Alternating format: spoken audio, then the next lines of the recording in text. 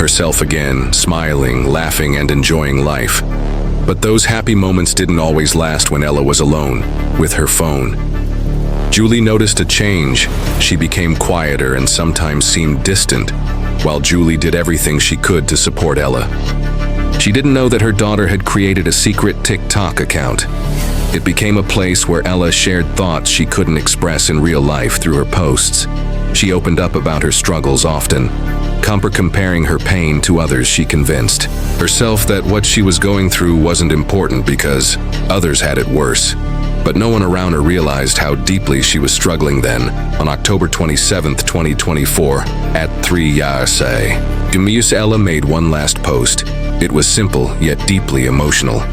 It said, "I have nothing to post. I miss you later." That morning, Julie found Ella unresponsive in her bedroom and immediately called for help. Paramedics arrived and rushed her to Queensland Children's Hospital in Brisbane, where doctors did everything they could. As news spread, classmates discovered Ella's TikTok posts. Comments poured in filled with sadness and regret. The signs we all missed. "I'm so sorry, Ella, you didn't deserve this," her words had reached more people than she ever knew. 2 days later, on October 29th, Lords Hill College's principal, Kay Gleon, sent an email to parents addressing what had happened. She assured families that the school had counselors available and that the next few weeks would be difficult for everyone. But by then, many parents had already learned the news through social media. Frustration grew over how the school handled things. The email also repeated the school's zero-tolerance stance against bullying, but for many families, those words felt empty as more details surfaced. Former students and parents began speaking out about their own experiences. Some described the school as highly pressured, where students felt isolated. One mother shared that her daughter had been so lonely that she ate lunch in the toilet just to avoid getting bullied. Stories like these made people question whether the school was truly doing enough to keep students safe for 6 days. Ella stayed in the hospital while her family hoped for a miracle. They prayed she would get better. But as time passed, doctors told them there was nothing more they could do. On November 2, 2024, Julie had to make the hardest decision a mother could ever face. After Ella's passing, her aunt started a GoFundMe campaign to help with funeral costs and honor her memory. The fundraiser also pledged to donate 10% of the funds to mental health initiatives aiming to help other families facing similar struggles. Ella's uncle Simon spoke about the family's pain. "If you ask if we are heartbroken, the answer is yes. If you ask if we wish more could have been done, absolutely. Ella deserved better and no family should ever go through this." The campaign quickly gained attention. Within days, it had raised over $164,000 Australian dollars, but it wasn't just about the money. People from all over shared messages of support. Classmates, parents, and even strangers came together to remember Ella and stand against online cruelty. More than just a fundraiser, it became a movement. Thousands of people joined in, not just to honor Ella, but to push for change. Her family promised to share her story, to raise awareness and help protect kids in line, because no child should ever feel alone in their struggles. Even in the face of heartbreak, Julie made a choice that would bring hope to others. She decided to honor Ella's memory by helping those in need through Donate Life. Doctors were able to match Ella's organ with patients who desperately needed it, giving them a second chance at life. This decision wasn't made lightly. Years earlier, Ella had asked about organ donation after seeing Julie fill out a form. Curious, she had wanted to know what it meant.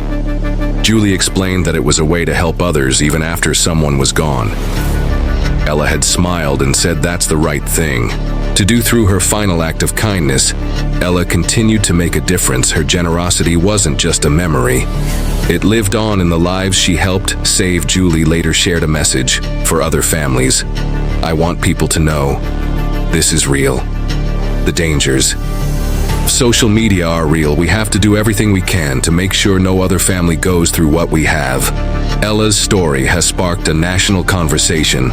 Her family is now speaking out, calling for schools to take stronger action against harmful behavior, and for social media platforms to do more to protect young users. They hope that by sharing Ella's story, Real change can happen, so that no child feels unheard and no family feels this pain again. Imagine confiding in someone you thought you could trust only to realize it was all a lie for 12-year-old Ella. What started as a simple friendship turned into something far more sinister, a deception so cruel it shattered her world. But how did it happen? And who was really behind it? The truth is more shocking than you think. Ella Catley-Crawford was born on April 27, 2012 in Brisbane, Australia. She was raised by her mother Julie Crawford as an only child, and to Julie, Ella was her whole world. From a young, Ella was full of energy, curious, bubbly, and always eager to learn. She loved animals and spent hours caring for her pets. Her mother described her as bright and quirky, never afraid to be herself. Ella's hard work in school paid off when she earned an academic scholarship to Lord's Hill College, a well-known private girls' school in Brisbane. At just 12 years old, she was stepping into a new chapter, excited to make friends and take on new challenges. But what seemed like a fresh start would soon take an unexpected turn in February 2024. Ella started 7th grade at Lord's Hill College. At first, everything seemed great. Ella made friends, enjoyed her classes, and got involved in school activities. Julie was happy to see her adjusting so well for Christmas. Julie gave Ella her old phone as a gift. She thought it would help Ella pass time on the long bus rides to school. But she also set strict rules: no TikTok, no Snapchat. Julie wanted to keep her safe from the risks of social media at first. Ella followed the rules. She used her phone mainly to text her classmates and stay connected. Everything seemed normal. But soon, Julie noticed something odd. Ella was always on her phone, checking, scrolling, staring at the screen. It was never out of her hand, Julie later said. One day, Julie discovered that Ella had downloaded Snapchat, even though it was against the rules. "I thought she was just chatting in her class group chat," she said. But knowing the risk, she told Ella to delete it right away. Ella agreed, but what Julie didn't know was that this was only the beginning. Despite the rules, Ella found ways to reinstall the app in secret. What started as simple conversations with friends slowly became something else, and soon the phone that was meant to keep her entertained would bring something she never expected. Just a few months into her new school, Ella didn't seem as happy as before. She started spending more time on her phone, and something about her felt different. Her mother Julie noticed right away. She looked nervous. Whenever she was on her phone, Julie later said, "I could tell something was wrong, but I didn't know what." What Julie didn't know was that Ella had been misled online.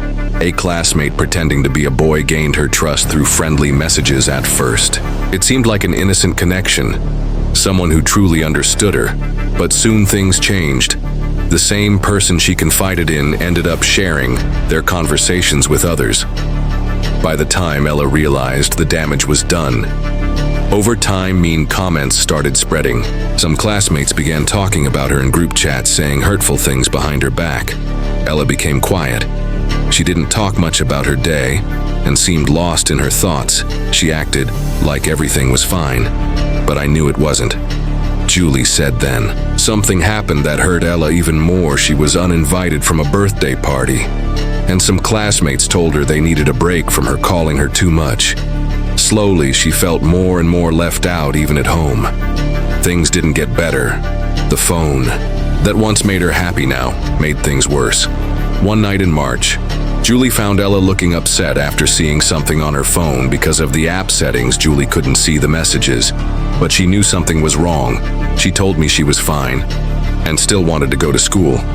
Julie shared. Julie tried to help by setting rules: no phone after 7 p.m. and keeping it out of Ella's room at night. But at the time, she didn't realize how much her daughter was struggling. In early April 2024, Julia received an unexpected call from the school administration informing her that Ella had been accused of bullying other girls in her class. The news shocked Julie, who immediately denied the possibility. "I told them I don't think so, that they had it wrong," she later shared. The school looked into it but didn't give Julie much information. Over time, little pieces of the truth started coming together. She found out that some students had tricked Ella and then shared her private messages to embarrass her. Slowly, Julie realized just how badly Ella had been treated in the end. The school's investigation confirmed that Ella was not the bully, she was the victim. 3 students were suspended for their actions by the end of April. Julie knew she couldn't let Ella stay in that school. She made the tough decision to transfer her daughter to Redlands College, a co-ed school in Wellington Point, Brisbane. Ella started fresh in May 2024. At first, things seemed better. She made new friends and was happier, but even though she had left her old school behind, the online messages didn't stop. The new school was great, but they still got to her through the apps. Julie later said the same group of students used fake accounts to send mean messages. Even though her new school was supportive, these messages started affecting Ella's mood. Julie became more worried and decided to get outside help. In mid-2024, Ella began talking to professionals who could support her. Julie did everything she could to keep her daughter's spirits up. I made sure we spent time together and kept her busy. She said whenever Ella had something fun to do, she seemed like